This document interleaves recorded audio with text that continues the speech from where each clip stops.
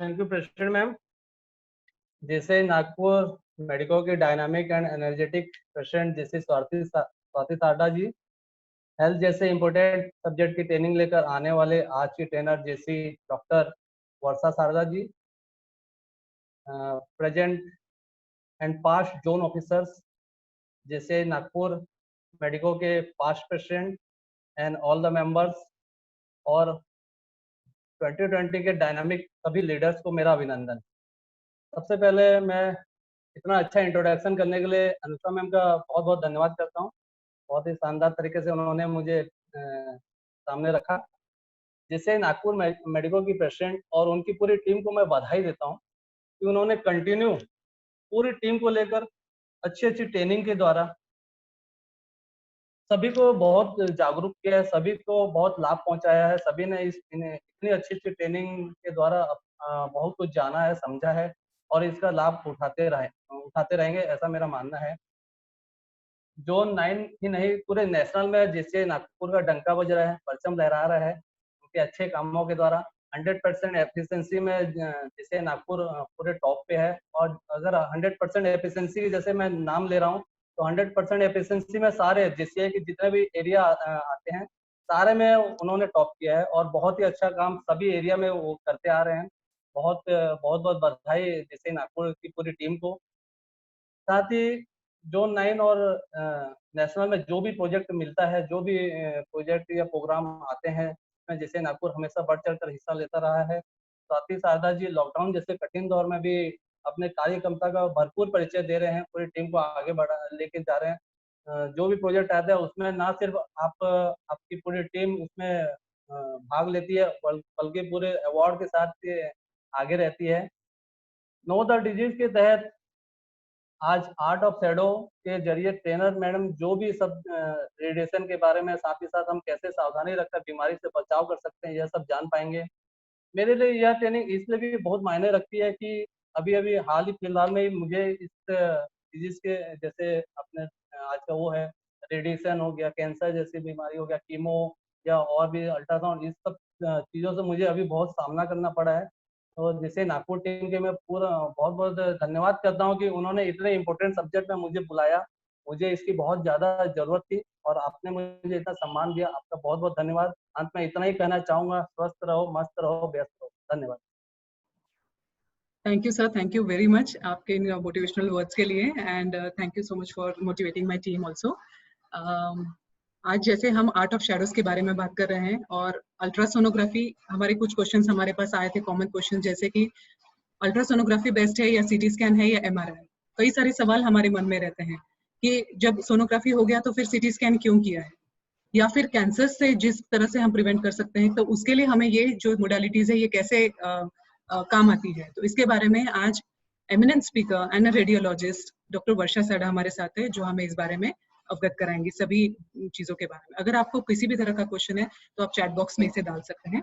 और आज के स्पीकर के बारे में जानने के लिए और उनके इंट्रोडक्शन के लिए मैं आमंत्रित करती हूँ जेसी doctor Anand Rathi sir. Over to you sir.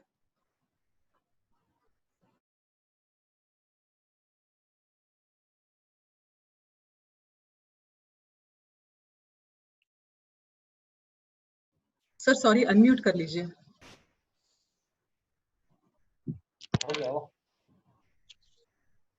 Anand sir unmute कर लीजिए। जी हाँ। Hello, can you hear me? Yes sir, yes, please go ahead. Good afternoon everybody. It's my pleasure to introduce today our guest speaker,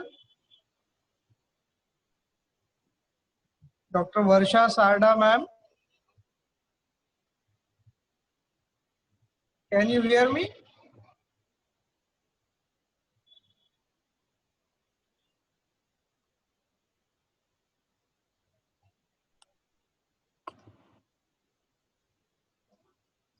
Hello. Yes sir, yes, you are audible sir, please go ahead. Once again I will tell you good afternoon. It's my pleasure to introduce Varsha Sarda ma'am, our today's speaker. She is a director at the Nectar Unit of Critical Care and Medicine, She is an HOD and a consultant radiologist at Sushruth Institute of Medical Science. She is also a joint secretary for Vidarbha chapter of Maharashtra branch of Indian Radiology Imaging Association. She has a special interest in all the parts of high resolution ultrasound, including MSK, Doppler, breast imaging, tetraradiology, USG, and CT guided biopsy. She is being scholar right from her 10th standard. Like she was a merit student from 10th, 12th, and also first, second, and final year MBBS. She has won lot of many quiz, say like third prize in a fetal conference in 2016, third prize in a debate in medicine, and first prize in oral presentation at Staff Research Society at IGGMC. And she always believed in hard working and committed to work. And her message is be sincere and committed to work. So God is there to, God is always with there. Thank you, sir. Thank you very much for the wonderful introduction. Thank you. I recognize the presence of our past president, Dr. Ashish Khandelwal, sir, Dr. Sachin Devkar, sir. And now it's over to you, Varsha ma'am. All the screen is all yours. We are all waiting to hear you now. Thank you, Swati ma'am. Sure. Am I audible? Yes, ma'am. Yes, you're audible. Yeah. Clear. Yeah. Should I start sharing screen? Yes, ma'am. Yes. Yeah.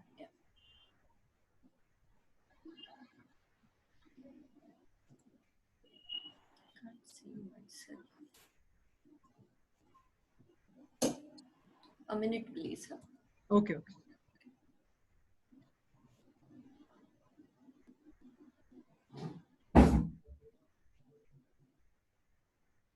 Can you see the screen? Yes. Yes. Yeah. Okay. Good afternoon, everybody. At the outset, I would like to thank JCI Medico platform and President Swati ma'am for giving me this opportunity to share my thoughts on this branch of radiology. Art of shadows. Yeah, rightly named, because this is a science which deals with all the shadows. You all must be feeling, what is the radiology? Which comes in between your treating doctor and the treatment. So I'm here to talk about what all this radiology or radiologist does. So radiology aka imaging is a miracle and a boon to medical fraternity. You can say, is it all radiation?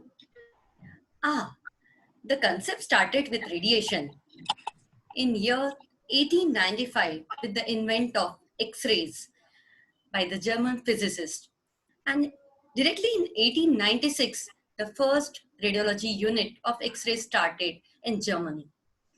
Over years together, for 50 years, X-ray were the only modalities with us. But in 60s and 70s, invention of CT scan and then MRI, ultrasound, progress to today's era of imaging. You all will wonder, why galaxy of modalities? Is it a shopping complex? So friends, we are having different organs in our body, placed differently. These densities of the organs are so different, starting from a very light lung to a very heavy bones and teeth. So how can they be imaged by a single modality? And some or other things will be needed or crept which are missed by one or other.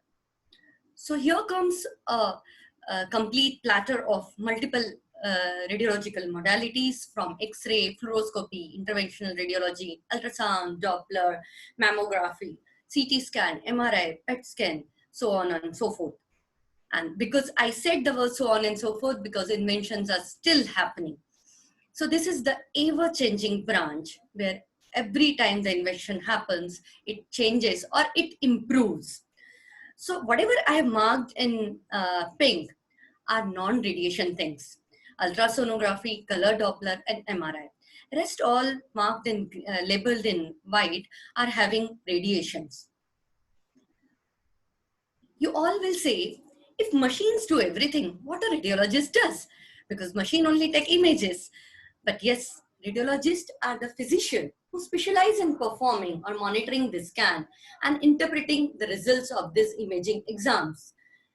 More than thousands of images are generated by the scans, and each and every image has to be looked with care to report entirely.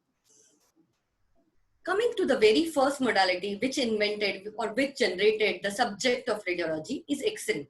I put X-ray, mammography, DEXA scan, fluoroscopy all together because all of this work on the same principle. This work on the principle of X-rays. Rays are generated which pass through the body, and the images are generated on a plate or a cassette, which we call. And due to the availability of this machine rampantly, we can image them everywhere. But despite the invention of CT scan, MRI, you will say this is the age-old modality. Is it of no use? No, dear friends. Various types of arthritis, pneumonias, bone tumors, congenital diseases, fractures can be only and only diagnosed by X-rays merely. Mammography are the special type of X-rays which are having a different machine, different kind of X-ray tubes, so that the radiographs of breast can be taken, which is so soft. Can you imagine? We take X-rays which everybody believe of the bones because of fractures and all. We all feel that it is for the bones, but breast is a very soft portion, and there is no bones. Deleting all bones, the X-rays of the breast are taken. Fluoroscopy is a special imaging where you can see dynamics when the disorders of eating or deglutition. There is a problem of urination. There is problem of any motility disorder can be imaged very nice with fluoroscopy.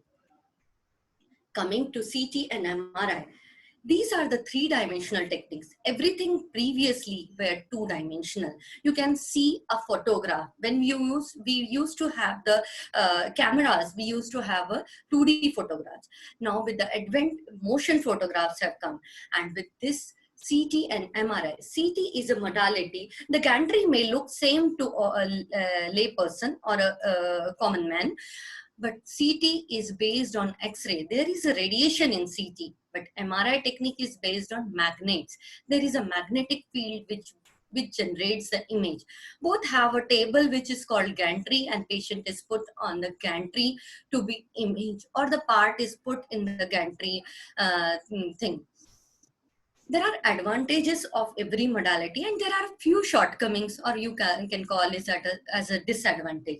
CT scan has an advantage that it is very quick. Nowadays, where we previously used to have a scanner, when a brain scan used to take for 20 to 30 minutes minimum, now the scanners are imaging even chest, abdomen, pelvis within 3 to 4 minutes.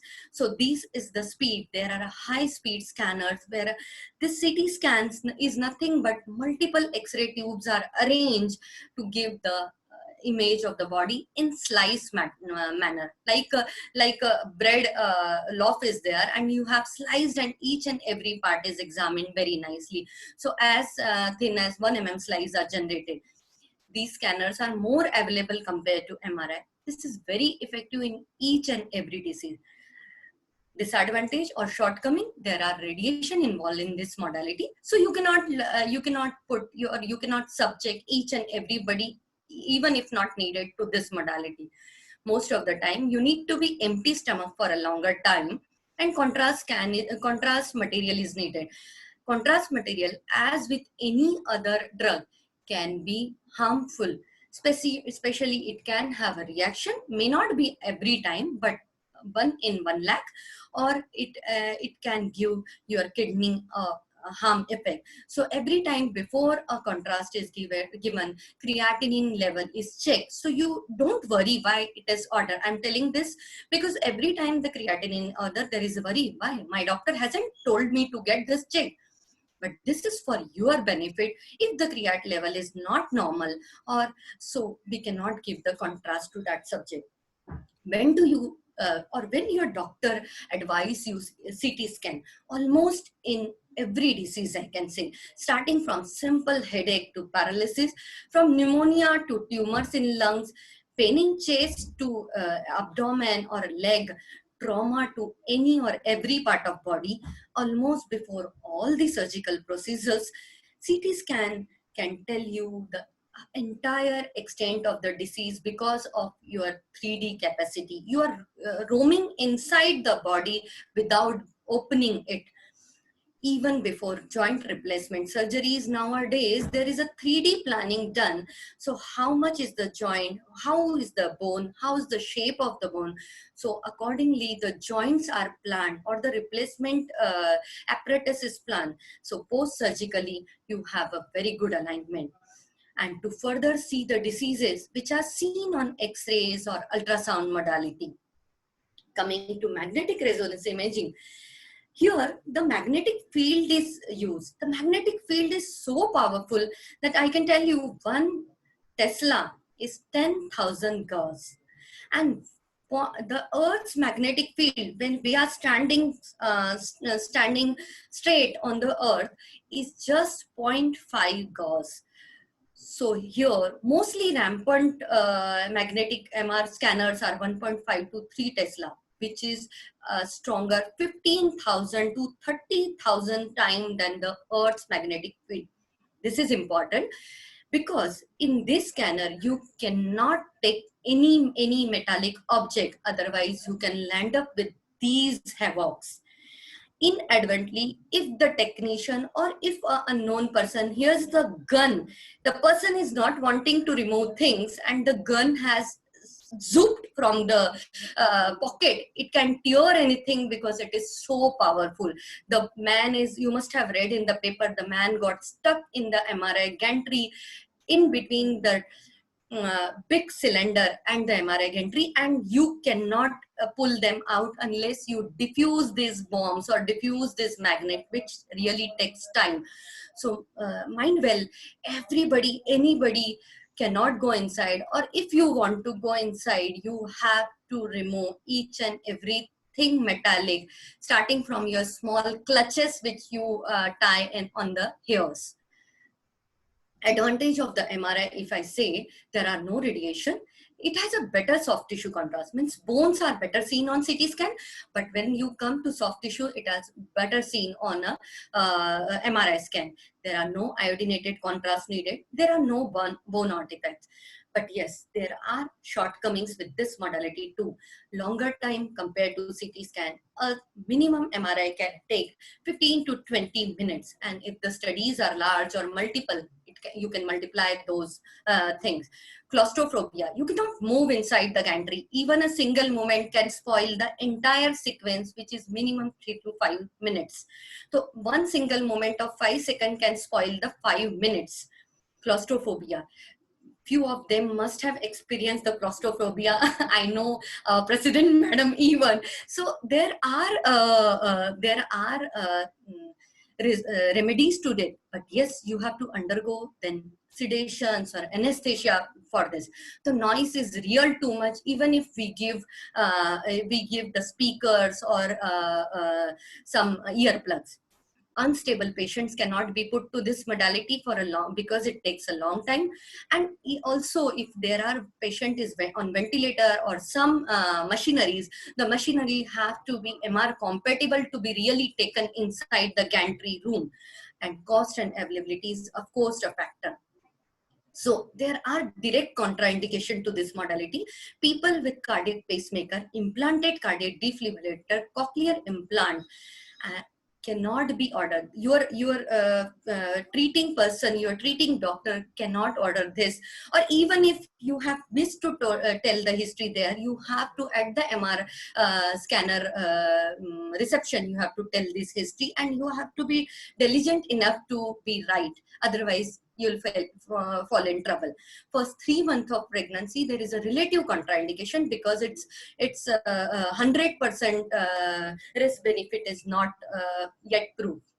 coming to ultrasound, I'm sure everybody sitting in this room must have undergone once ultrasound in their lifetime. This is the best ever imaging modality invented.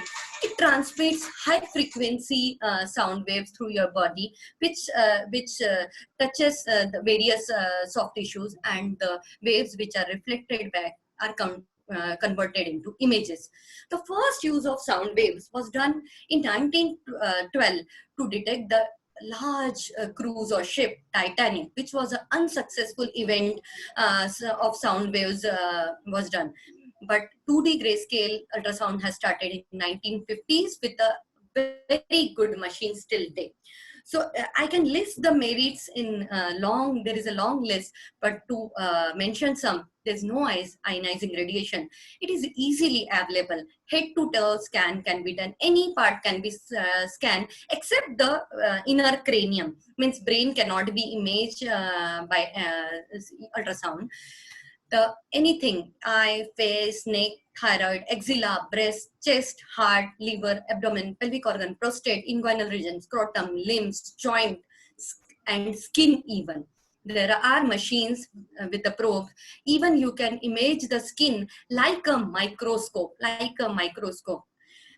And this is a quick scan.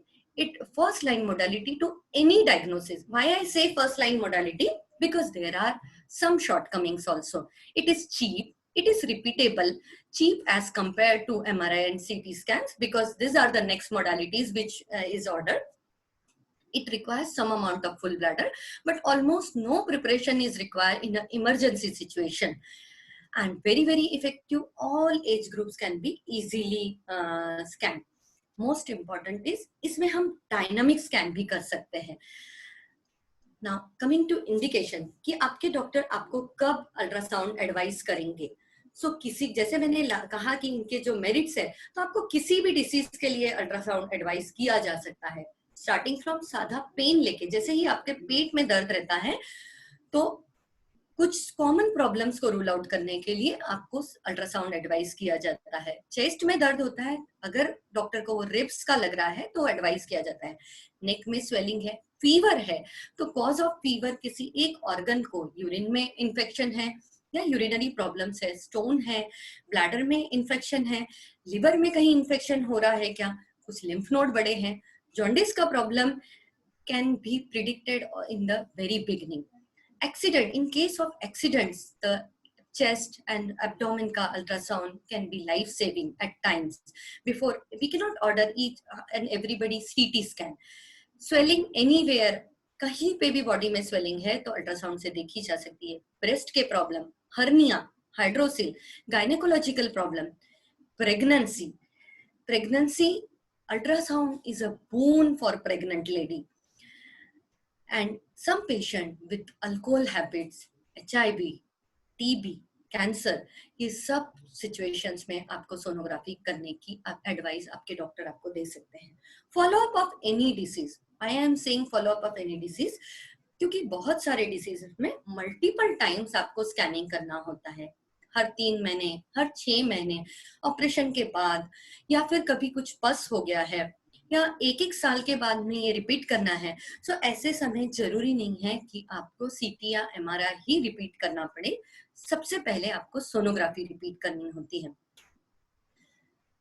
So talking just few images of pregnancy to glare you out, it is not only कि आपको वो बच्चे के हाथ में दिखने हैं, but बहुत सारी बीमारियां आज हम पेट में ही पकड़ लेते हैं. बहुत सारी ट्रीटमेंट भी अल्ट्रासाउंड गाइडेंस में बच्चे की ट्रीटमेंट पेट में ही कर ली जाती है. जैसे अगर किसी बच्चे का सिर बहुत बढ़ रहा है, हाइड्रोकेफेलस है, तो पीडियाट्रिक सर्जन अल्ट्रासाउंड गाइडेंस में ऑलरेडी शंट वहां डाल देते हैं. किसी बच्चे का में किडनी में बाकी कुछ प्रॉब्लम नहीं है, हाइड्रोनेफ्रोसिस हो रहा है, तो वो ट्रीटमेंट भी डायरेक्टली इन यूट्रो ये ट्रीटमेंट कही जाती है और अल्ट्रासाउंड गाइडेंस में करा ली जाती है.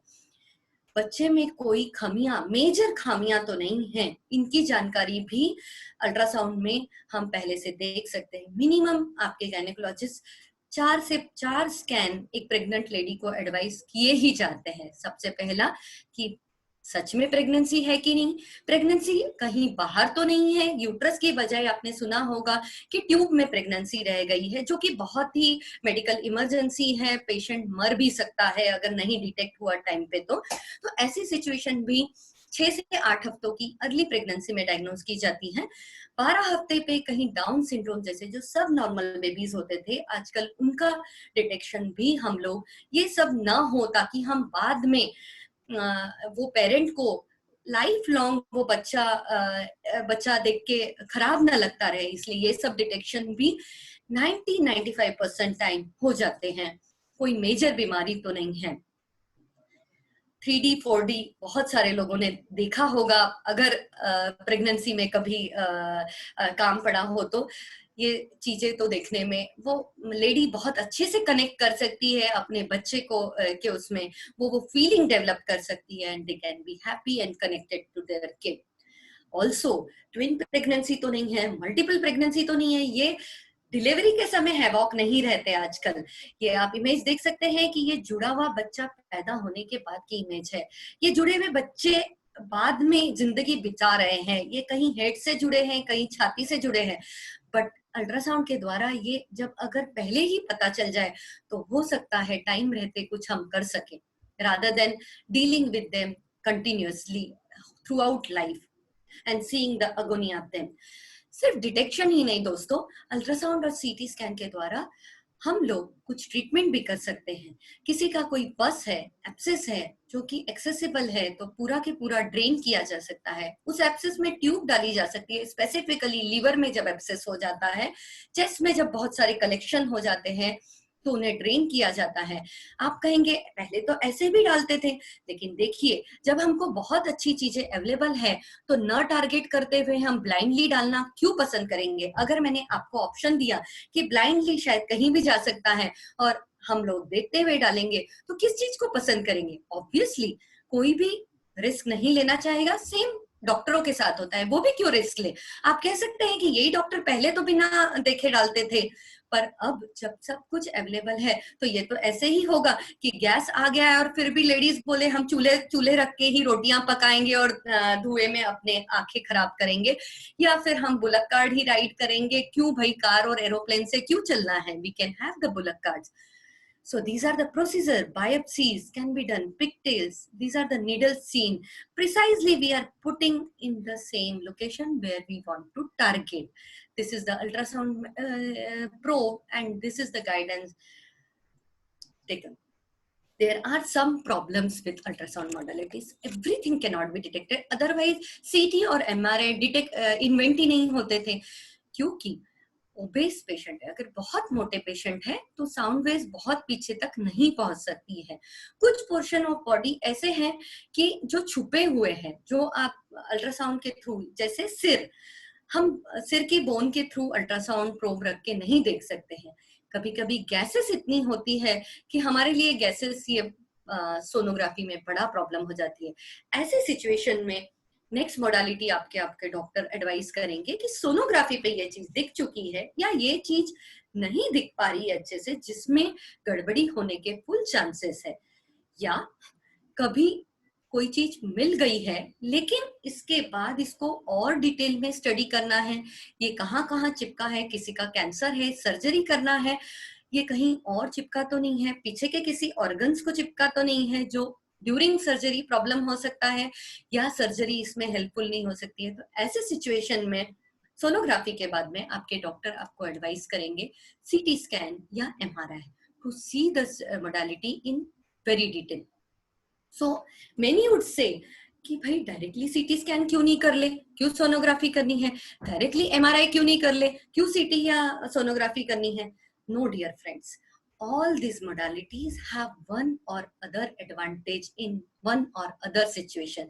That's why आप directly नहीं बहुत से बार पहुंच सकते हैं।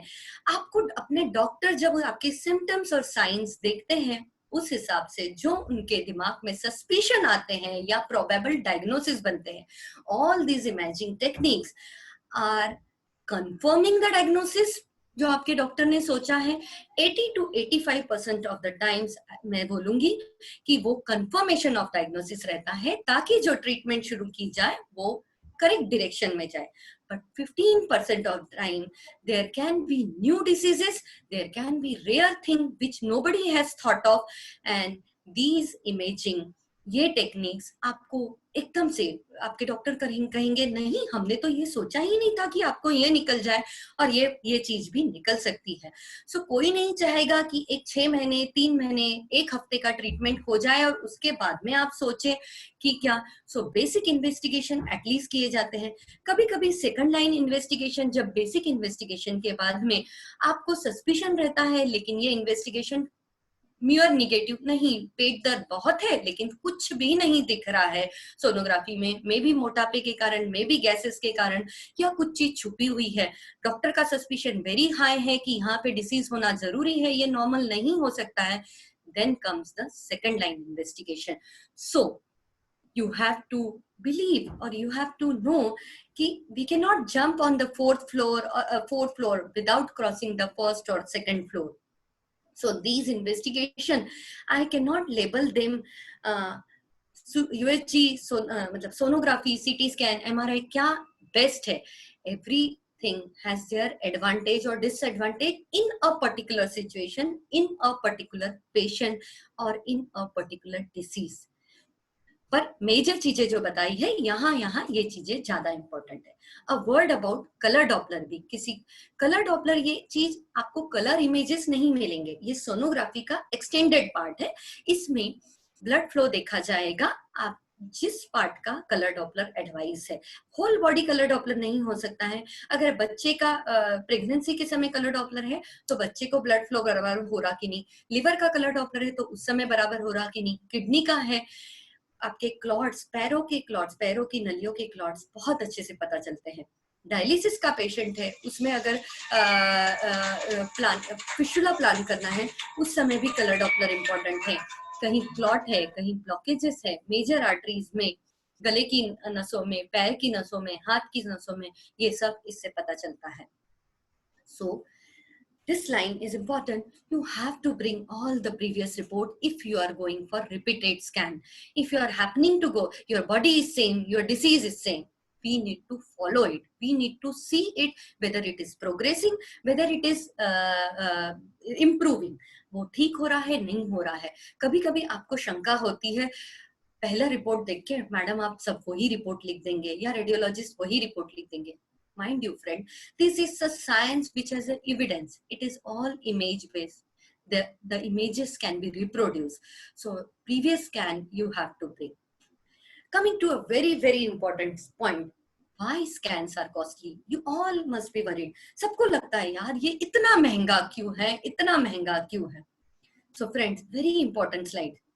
Machines are costly, hugely costly, starting from 10 lakhs to 7 crores.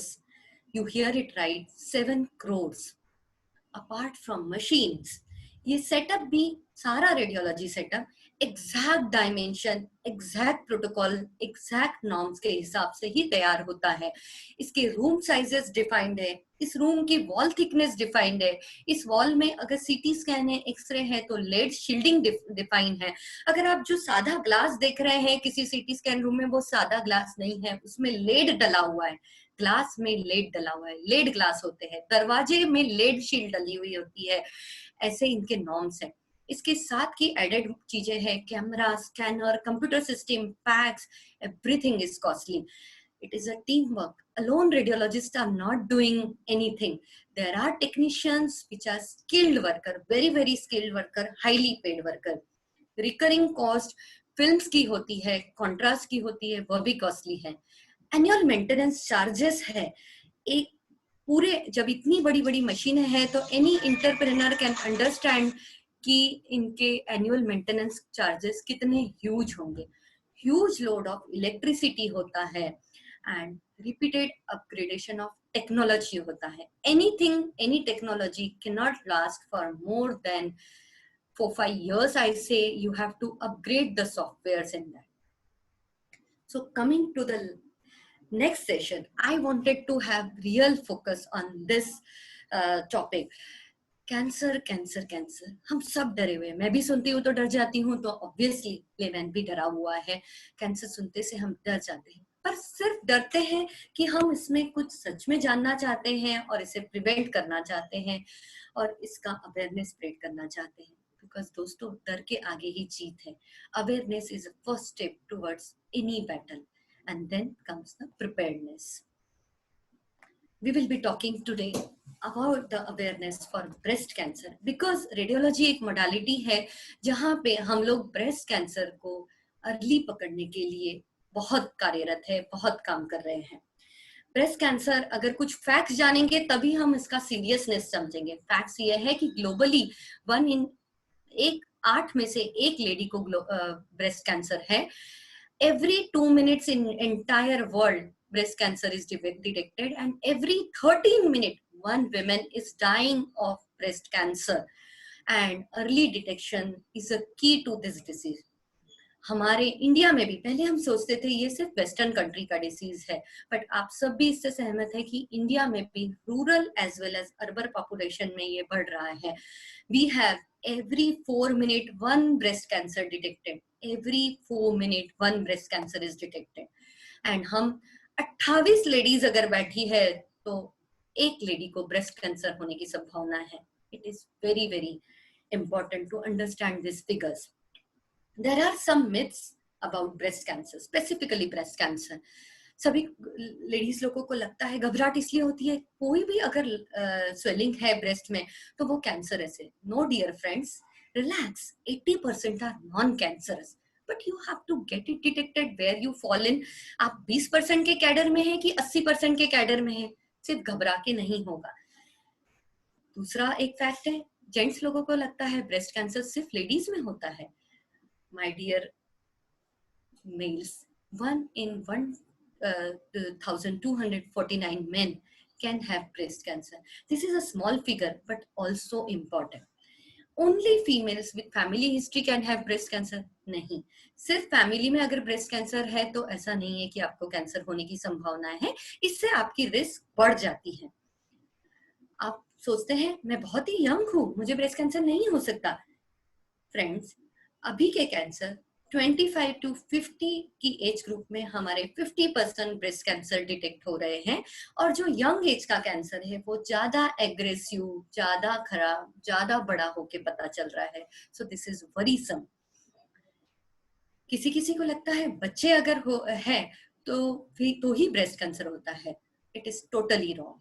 जिस किसी को बच्चे नहीं हैं उसको ब्रेस्ट कैंसर होने की संभावना ज्यादा है, या अगर आपका पहला बच्चा 30 की उम्र के बाद होता है तो आपको ब्रेस्ट कैंसर की रिस्क ज्यादा है। माइंड वेल, पहला बच्चा। ब्रेस्ट फीडिंग डिसफिगर्स, ये मिथ है। Lovely ladies, breastfeeding is protective for breast cancer. Whosoever has at least fed their baby for 1 year, they are protected 4.5% of time by breast cancer risk. Few myths are there. Mammography में radiation होता है। अभी मैंने आपको बताया mammography ये radiation technique है, mammography में एक्सरेज है, सो रेडिएशन से भी ब्रेस्ट कैंसर होता है। बट ये रेडिएशन बहुत बहुत स्मॉल डोजेस में होता है। ये ट्यूब्स ऐसे नहीं बन सकती है। This is very very minimal dose है। ओवर इयर्स टुगेदर आपने अगर 50 स्कैन्स भी किए तो भी ये डोज इतना नहीं है कि इससे radiation doses are very small. किसी किसी को लगता है कि अगर हमको ब्रेस्ट में स्वेलिंग लगी तभी हमें मैमोग्राफी करना है। नो, वो हो जाती है डायग्नोस्टिक मैमोग्राफी। बिना लंप के भी स्क्रीनिंग मैमोग्राफी करना है। अलग मिथ है, मैंने मैमोग्राफी कर ली तो मुझे कभी ब्रेस्ट कैंसर नहीं होगा। नहीं फ्रेंड्स, ये सिर्फ डिटेक्शन मोडालिटी है, ये कोई वैक्सीन नहीं है। FNAC बायोप्सी, जो कि सुई डाल के जो टेस्ट होती है उसे FNAC या बायोप्सी कहा जाता है। सुई डाल के अगर टेस्ट करते हैं तो ब्रेस्ट कैंसर या कोई भी कैंसर फैल जाता है। ये सबसे बड़ा मिथ है। इसे डायग्नोस करने की जब यही चीज है तो आप बिना डायग्नोसिस के कैसे ट्रीटमेंट या सर्जरी कर पाएंगे? So diagnosis is must, so these tests are must. कभी कभी बहनों का कहना होता है, लंप अगर मुझे स्वेलिंग लगी है मैडम पूरी गांठ ही निकाल मतलब सर्जरी कर लेते हैं, डॉक्टर साहब डायरेक्टली ऑपरेशन कर दीजिए, क्या करना है ये पहले सुई की जांच करने का? पर मैं बताना चाहूंगी कि सुई की जांच में अगर आपका चीज अगर नॉन कैंसरस निकलता है तो उसका ऑपरेशन टोटली डिफरेंट होता है। कैंसरस निकलता है तो उसका ऑपरेशन टोटली डिफरेंट होता है, बिग सर्जरी हो सकता है। सो ऐसी सिचुएशन में आप 2 बार ऑपरेशन करना चाहेगी, आपने स्वेलिंग का पूरा ऑपरेशन कर लिया और उसके बाद पता चला ये कैंसरस है, तो आपको एक पूरा डबल ऑपरेशन सर्जरी से जाना भी पड़ सकता है, विच इज अगेन मॉर्टेलिटी। सबसे बड़ा एक डर जो बैठा है, कैंसर क्यूरेबल नहीं है। दोस्तों मुस्कुराओ, कैंसर अगर अर्ली पता चल गया तो ये 100% क्यूरेबल है, लेकिन जैसे ही इसका लेट पता चलता है तो yes, I am nervous because it is less curable. लेकिन दोस्तों जैसे ही जल्दी पता चलता है तो मेडिसिन में भी एडवेंट इतने ज्यादा हो गए हैं, hormone therapy, new adjuvant therapy, कि आप कंप्लीटली क्योर होके अच्छी से नॉर्मल लाइफ जी सकते हैं। Normal, I am saying normal is normal. And unfortunately हमारे इंडिया में 70% of cancer because of lack of awareness late stages में पता चलते हैं, जहां की क्योर जल्दी पूरा नहीं हो सकता। इंडिया का ब्रेस्ट कैंसर का सिर्फ सर्वाइवल रेट 66% है, जबकि पूरे वर्ल्ड का या यूएस का 90.2% है। Is it not disheartening? It is disheartening, because हम लोग जल्दी पता करने के कोई भी काम नहीं कर रहे हैं। एंड ऑल्सो जैसे ही ये लेट पता चलता है, कॉस्ट ऑफ ट्रीटमेंट एकदम से ज़ूप होती है, बढ़ जाती है, और हम पूरा के पूरा पैसा ये ट्रीटमेंट्स में खो देते हैं, और लास्ट में हाथ में भी कम चीजें आ पाती है। सो क्यों ना, what to do? Prevention, I'm telling you, prevention and early detection is only key to this. So methods for screening breast cancer. There is a short things I'll tell you. Breast self-examination, clinical breast examination, mammography, sonography and MRI are the things available. What are the warning signs of breast cancer?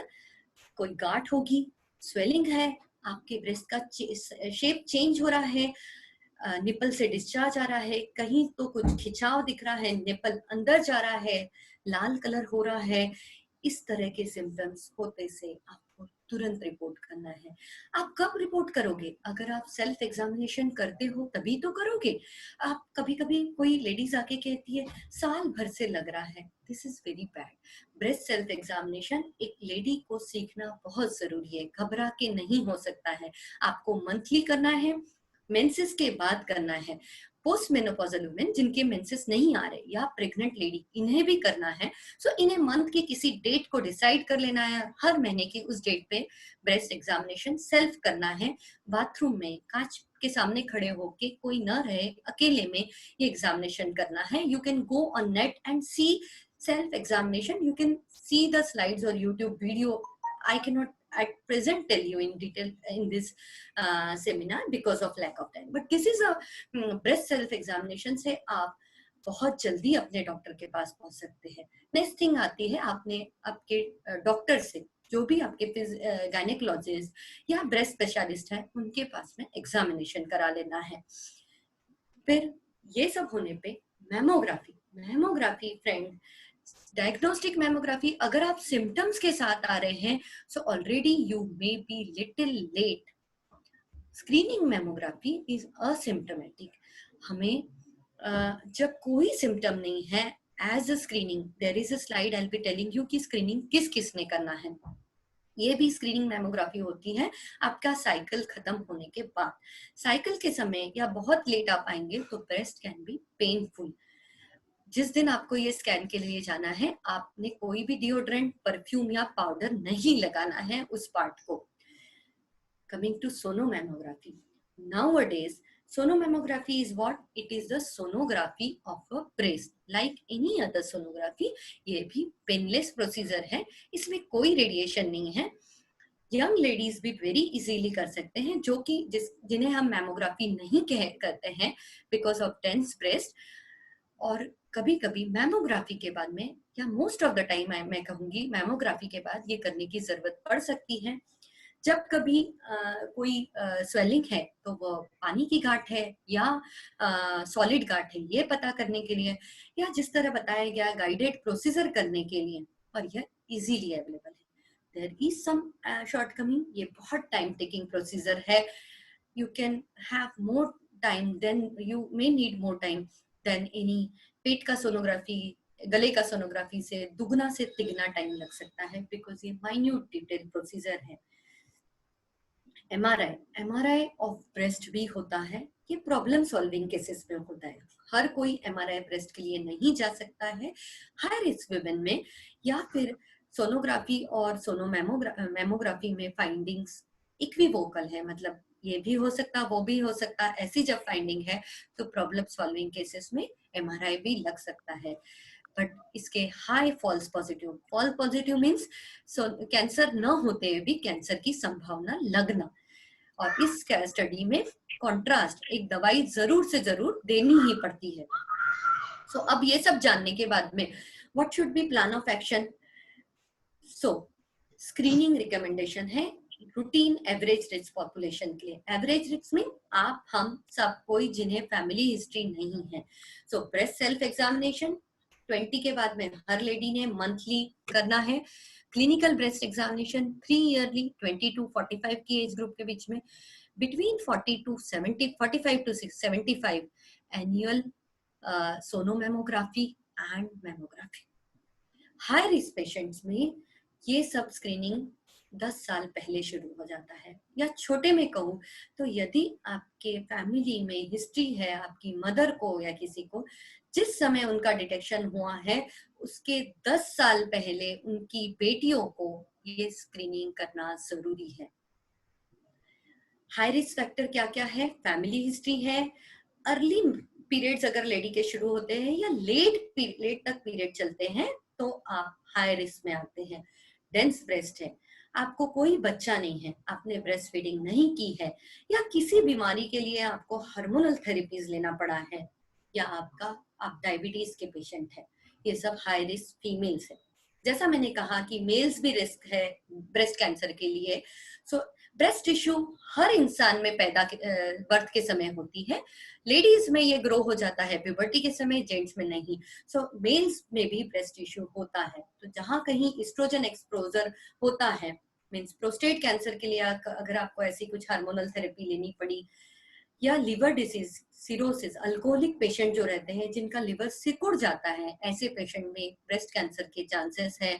आप बहुत मोटापे का शिकार हैं, ऐसे में भी breast cancer हो सकता है। या किसी कारणवश टेस्टिकल्स की सर्जरी हुई है या वो खराब हो चुके हैं, तो ऐसे लोगों में भी ब्रेस्ट कैंसर हो सकता है। Genetically there are genes, there are studies की कुछ लोगों में ये जीन्स होते हैं, breast cancer gene, this is called BRCA1, BRCA2 genes, and these patients, ये लोग, ये individual breast and ovarian cancer के high risk कैडर में आते हैं। After knowing all this, even if somebody has to have the disease, ऐसे बहुत से बार होता है, हम जानकारी सब कुछ हासिल कर लेते हैं लेकिन उस पे कार्यान्वयन नहीं करते। जब तक हम उस जानकारी को, उस नॉलेज को एक्टिविटी में नहीं कन्वर्ट करेंगे तब तक के ये कुछ भी नहीं हो सकता है। So spreading awareness, not to scare about talk about the disease, not to scare but to spread awareness।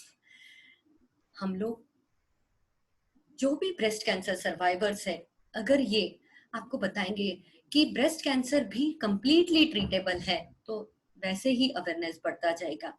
Friends, हम लोग अच्छे रेस्टोरेंट के बारे में बात करते हैं, अच्छे सैलो के बारे में बात करते हैं, अच्छे एग्जीबिशंस के बारे में बात करते हैं, लेकिन अच्छी ट्रीटमेंट मोर्टेलिटी या हमारे हेल्थ रिलेटेड कुछ गुड इश्यूज नहीं जानकारी है तो कितना हम लोग हमारी सहेलियों या हमारी फैमिली में टॉक करते हैं। सो आज हमें जरूरत है अवेयरनेस की, इसके जरिए कि हम ये बात कर सके। ब्रेस्ट कैंसर प्रिवेंट भी, हमारी रिस्क कम भी की जा सकती है अगर हम हेल्दी लाइफस्टाइल अपनाएं, हम हेल्दी वेट, हमारा नॉर्मल बॉडी वेट अगर अचीव करने की कोशिश करें, फिजिकली एक्टिव रहे, अच्छे फ्रूट्स एंड वेजिटेबल खाएं, स्मोकिंग न करें, अल्कोहल अवॉइड करें। This is important. You may laugh but this is increasing. Westernization ने हमें स्मोकिंग एंड अल्कोहल की पॉपुलेशन बहुत बढ़ा दी है। So some are, you will be happy to see this slide, fresh food are coming in, good food that you all will be liking। क्या हम ऐसा खाएं कि जिससे हमें कोई भी कैंसर होने की संभावना कम से कम थोड़ी कम हो जाए, फ्रेश फूड, दही, सीरियल्स मीन्स कंप्लीट अंकुरित food, peanut butter, whole grains, eggs which are cooked, avoid deep fried, high sugar, high salt, grilled और barbecue जो अभी फैशन है, baked meat, बिकॉज ये सब जैसा ही हाई टेम्परेचर पे ट्रीट होता है इसमें कार्सिनोजेंस निकलते हैं। जैसे ही ये सब बार बार तला हुआ तेल हमें स्पेसिफिकली अवॉइड करना है।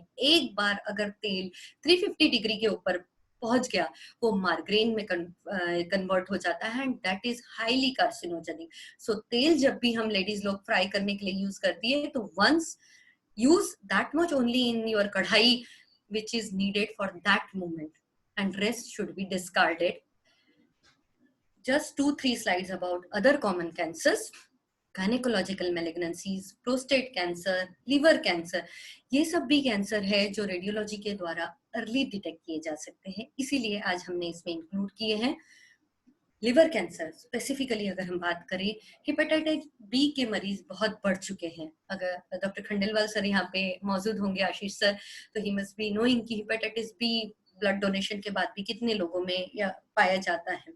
अल्कोहलिक पॉपुलेशन इज इंक्रीजिंग, इसीलिए लिवर का सिकुड़ना बहुत, वो जो बीमारी है बहुत बढ़ चुकी है।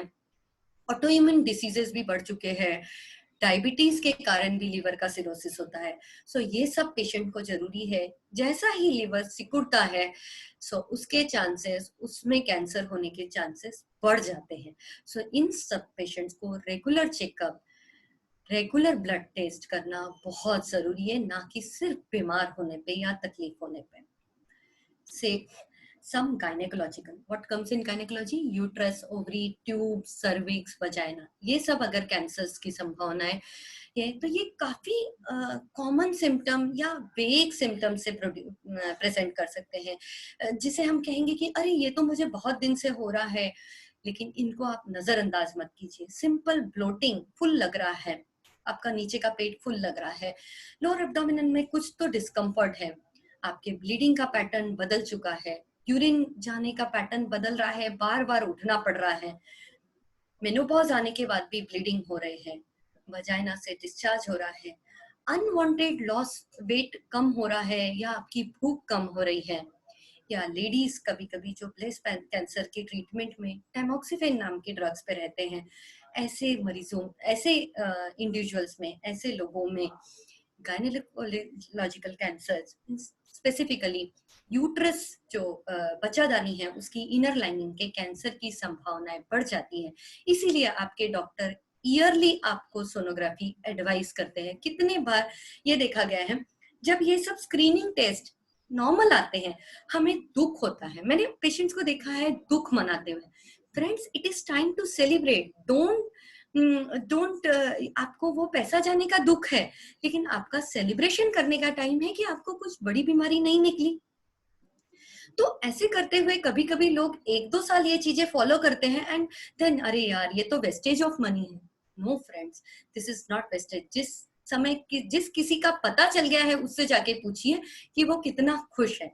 सिमिलरली प्रोस्टेट कैंसर, जेंट्स में 50 की उम्र के बाद में फ्रीक्वेंट यूरिनेशन के सिम्टम्स अगर होते हैं, माना कि ओल्ड एज में प्रोस्टेट ग्लैंड बढ़ती है, लेकिन एक बार तो भी कम से कम हमें चेक करके एनुअली देख लेना चाहिए कि ये सिर्फ शादी बढ़ रही है कि किसी और चीज के कारण, बिकॉज प्रोस्टेट कैंसर भी उतना ही कॉमन है, जिसके सिम्टम हो सकते हैं फ्रीक्वेंट यूरिनेशन, वीक और अनइंटरप्टेड यूरिन फ्लो, आप सीमेनल फ्लूइड में कुछ ब्लड, पेन, यूरिनेशन के समय पेन, अर्जेंसी टू कि यूरिन जाने के लिए अर्जेंसी लग रही है, इरेक्टाइल डिसफंक्शन।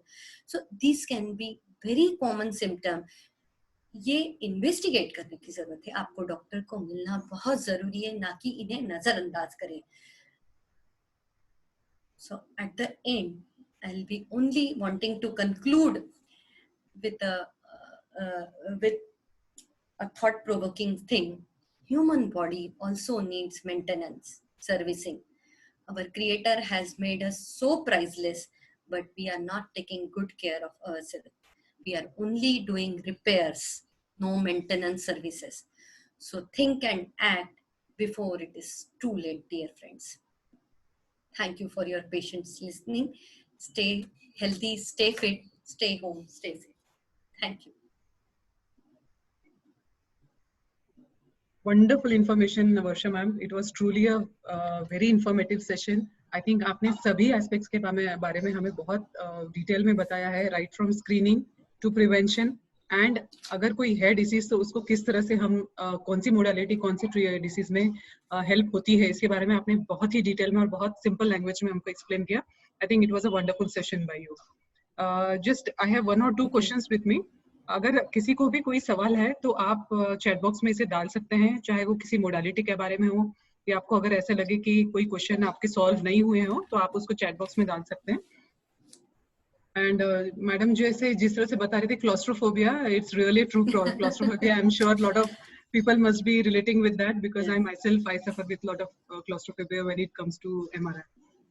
तो एक क्वेश्चन है, my mother had ovarian cancer, what should I do? I think वो स्क्रीनिंग के बारे में पूछना चाह रहे होंगे and she is 32 years old. Okay. So basically अगर आपकी मदर को ब्रेस्ट ओवेरियन कैंसर है, सो ओवेरियन कैंसर ब्रेस्ट कैंसर जितना फैमिली में जाने की संभावना बहुत ज्यादा नहीं है. रिस्क जरूर है. आपको एनुअली आपका pelvic ultrasound and gynaecological checkup ये करते रहना चाहिए. एंड अदर थिंग, अगर आपका मेंस्ट्रुअल रिलेटेड या गायनेकोलॉजिकल रिलेटेड कुछ भी इरेगुलरिटी आती है या फुलनेस ऑफ लोअर एब्डोमेन लगने लगता है तो आपको तुरंत रिपोर्ट करना है. राइट. एक क्वेश्चन था जो कि आपने ऑलरेडी आंसर कर चुके हैं कि अगर हमको what is the earliest age when we should any lady should go for the screening of breast cancer. But my question is, I think you have already said that if it's in family, like the mother or first degree relative had it, तो आपने कहा कि 10 साल पहले जब भी detect हो रहा है उससे 10 साल पहले हो जाना चाहिए उसका screening. But how frequently that should be then after that? Suppose अभी किया है और फर्स्ट नॉर्मल है तो उसके बाद में कितना फ्रीक्वेंटली होना चाहिए? For high risk, I will say annually. Don't get frustrated if it is not coming. Be thankful if it is not coming. ऐसा जरूरी नहीं है कि फैमिली में है तो जरूर से जरूर होगा, और ऐसा ये भी जरूरी नहीं है कि अगर फैमिली में नहीं है तो बिल्कुल नहीं होगा. लेकिन एटलीस्ट जब आपको आपकी रिस्क पता चल गई है, जैसे मैंने हाई रिस्क क्राइटेरिया में आपको बताया था, तो आपको एनुअली ये स्क्रीनिंग करनी है. नाउ मैमोग्राफी, अगर आपको स्लाइड्स बहुत ध्यान से याद नहीं हो पाई होगी, हम लोग मैमोग्राफी का रेडिएशन अवॉइड करने के लिए 25 की एज से सोनोमैमोग्राफी शुरू कर देते हैं, because MRI non metro city में एनुअली पॉसिबल नहीं है. अदरवाइज यूएस गाइडलाइन के हिसाब से annually MRI breast from 25 years of age बोला गया है हाई रिस्क पॉपुलेशन में.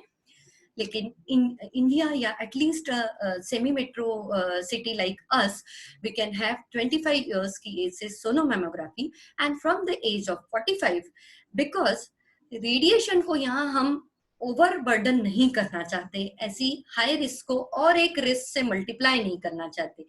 45 के बाद में एनुअली आपको मैमोग्राफी करना है फॉर जैसे सारे लेडीज को है.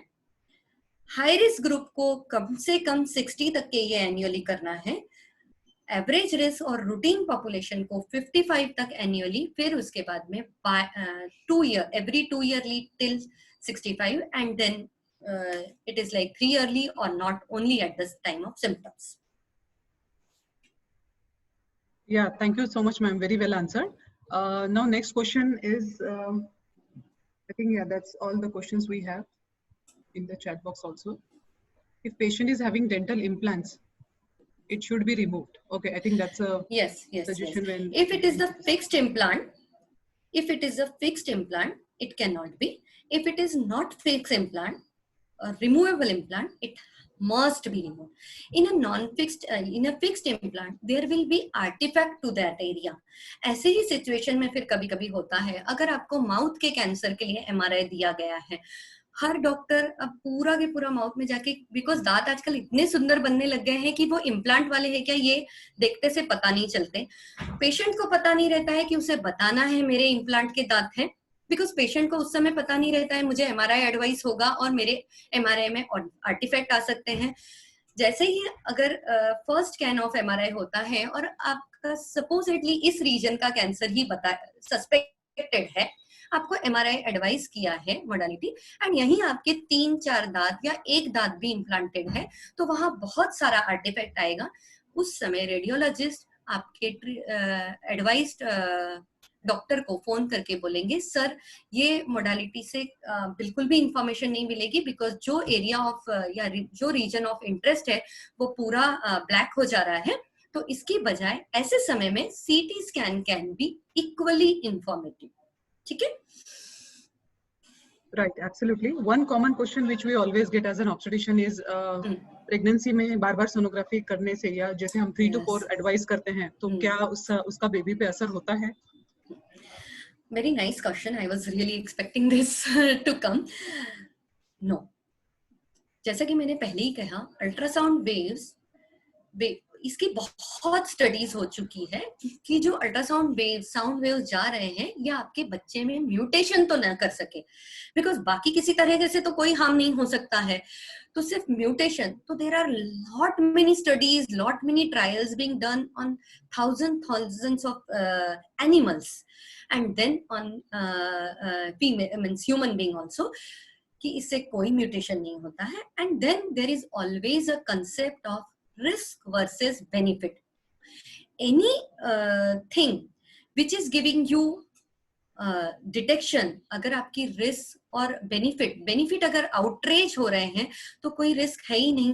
मैं गाड़ी चला रही हूँ, एक्सीडेंट होने की रिस्क हर किसी के साथ 1% है, but 99% of time we cannot, then I cannot stop driving. One thing is that. The other thing is that in our radiology, entire radiology thing, हम लोगों के उसमें अलारा as low